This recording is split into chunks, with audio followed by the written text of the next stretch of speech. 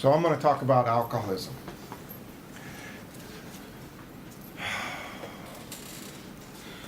Two and a half years sober, I was hating my life. Sober, going to lots of meetings, just so miserable. And like I said, I hated where I lived. I hated the girl I was with. I didn't hate them all at the same time.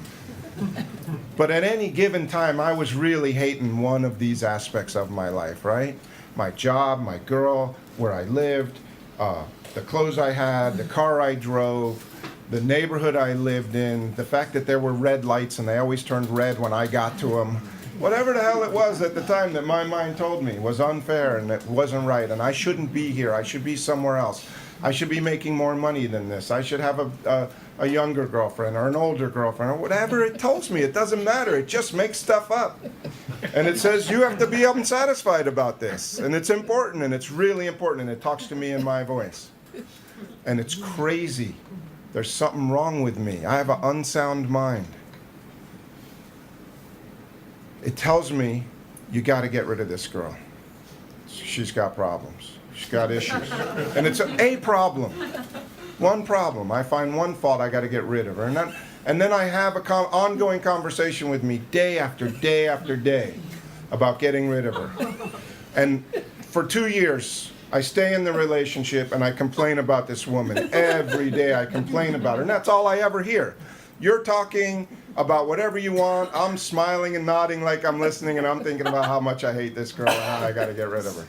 And it's ongoing and it never ends. It's an obsession. I got to get rid of her.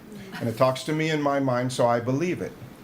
And then I do the right thing. 2 years later, I do the right thing. I cut her loose. You're free.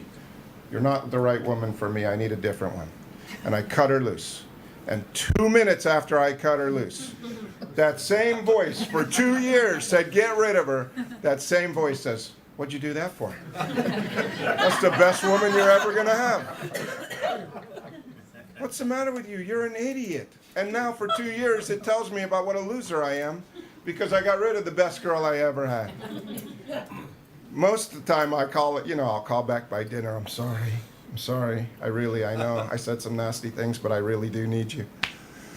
And it happens over and over with guys that I sponsor. They call me up, oh, my girlfriend, I broke up with her. And I'm so sad. I'm like, yeah, I know, okay. And they'll talk for 20 minutes and I have to listen because I'm, like I got to pretend like I care. And I'm listening to this story about how sad they are. And I say to them at the end, yeah, okay, let me know who you have dinner with tonight. Goodbye. And inevitably the next day, oh yeah, we got back together. Well, that's great for you. I had to sit through an hour of how sad you are that you broke up and how your life is over. And 2 years of listening to the story about how much she bothers her. And it goes both ways, right? I mean, I imagine if you're a woman that the man you're with is not good enough. If you have alcoholism, whatever it is, you can find fault. Because that's what I do. I have a fault-finding mind. I have an unsatisfied, fault-finding, opinionated mind. I have opinions about everything. I drive down the street. I don't live on this street, and I hardly ever drive down this street. But I'm driving down the street on this particular day, and I look over and I see a house, and it's painted a certain color. I used to say the color, but I don't say that anymore. Because inevitably, somebody's going to have that color house, and I'm going to be in big trouble. But I look over and I see a house and I think to myself, why would somebody paint their house that color? That is the ugliest color. I hate those people. What could they possibly have been thinking when they painted their house? That is disgusting. And I just hate them. And I never met the people. I just know that I hate them because of the color of their house. And then I drive up to the stop sign and it's a four-way stop and I'm thinking, why four-way? Just pick which ways you want to go and make it a two-way stop and let the other people go, for God's sakes. This is stupid. And then I get to work and I start finding fault with the guys that I work with because I'm in fault-finding mode. I have opinions about everything and I'm talking to myself and I've re-energized the disease and it's on. And once it's on, there's no stopping. It doesn't stop with the house. It doesn't stop with the street signs. It doesn't stop with work. Then I get home and I hate my wife. I just hate her. And it all started with a house that I don't even live in, on a street I don't even drive down, that I hate. And that's alcoholism. And it doesn't stop. It just keeps finding fault with everything. And it wants me to be miserable. It needs me to be miserable. Because the only way it's going to get me to drink again is if it can get me miserable enough. And I will get miserable enough eventually to drink. And meetings are great, right? When you get so miserable and the guys in the house drive you crazy and you never even met them, and you go to a meeting and then that's all you can share about. And everybody's got to listen to my stupid, crazy story about a house on a street that's not the right color and how it ruined my life. And that's the message that I'm carrying, that houses that aren't painted right can kill me. That's the message that I carry at a meeting. And that's great, because I just heard somebody else complain about their whole life and how drinking ruined their life, and 20 minutes of a drunkalogue. And that's good when you're new. It's great to hear drunkalogues because you can identify. And I think in prime time we do something else a little obsessively, which is alcoholism-alogues.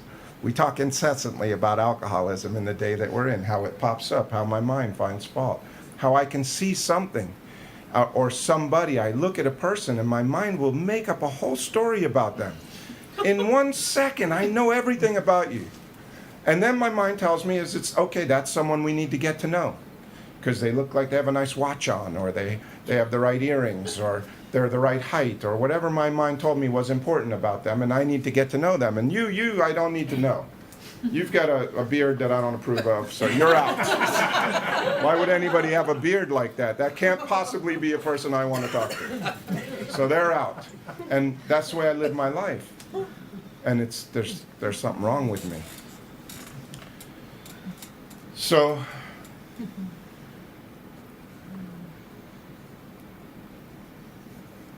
if I don't know that that's alcoholism, and I'm coming to meetings, what the hell am I doing here?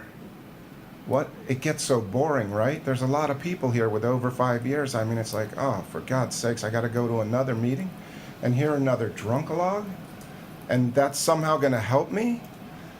And in the beginning, if you're new, it is helpful to go to a meeting and talk about whatever crazy stuff is bothering you and listen to all the other crazy people in the room, because we're all crazy. I'm mentally ill. It says it in the second step. I don't want to admit it. I'm doing it on a tape at a public level. I'm mentally ill. Not only am I mentally ill, I'm the guy who has grave emotional and mental disorders. And you flew me over here from and you're sitting in the room with me, so I don't know. I got to ask myself the question. You know that how it works? I used to go to meeting after meeting and they'd read how it works. Oh, God, forgot. Please read it as fast as you can, because I've heard it a million times, and it's for the newcomer, because they haven't heard this how it works thing a million times. They need to hear it. So read it fast, get it over with for the newcomers, and let's move on. But that how it works is the whole program is in how it works. Those who do not recover are people who cannot or will not completely give themselves to this simple program. And that's for me today. Am I a will not? I'm not a cannot. A cannot, if you're a cannot, you probably didn't make it to this room. The cannots have a wet brain. They're not getting better. It's just, and even some of them do get better. So, but eventually they become will nots when the brain clears, like my brain cleared. But I'm a will not. I will not completely give myself to this simple program. And the reason I won't do that is because I'm constitutionally incapable of being honest with myself. I'm not at fault. I seem to have been born this way. I look back at my life, and I think I was probably forever alcoholic. I had the mind of an alcoholic from as far back as I can remember. No matter what I got for Christmas, I wanted what my brother got. No matter what teacher I got, I wanted a different teacher. No matter what room I got in the house, I wanted a different room. Everything, no matter who was my friends, I wanted the other guys to be my friends. Everywhere in my life, I was unsatisfied from as far back as I can remember. I think it's very possible that I had alcoholism from forever. I may have been born this way.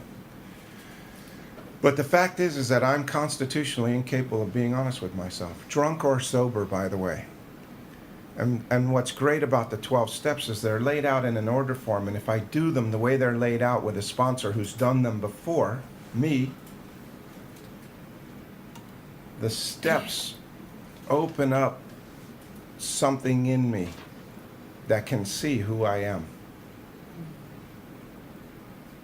And then I can be constitutionally honest with myself.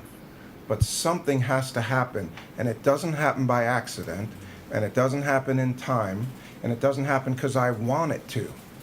It happens because I live the 12 steps of Alcoholics Anonymous as a way of life. And that's what we're going to be talking about all weekend. So I think that's it about alcoholism.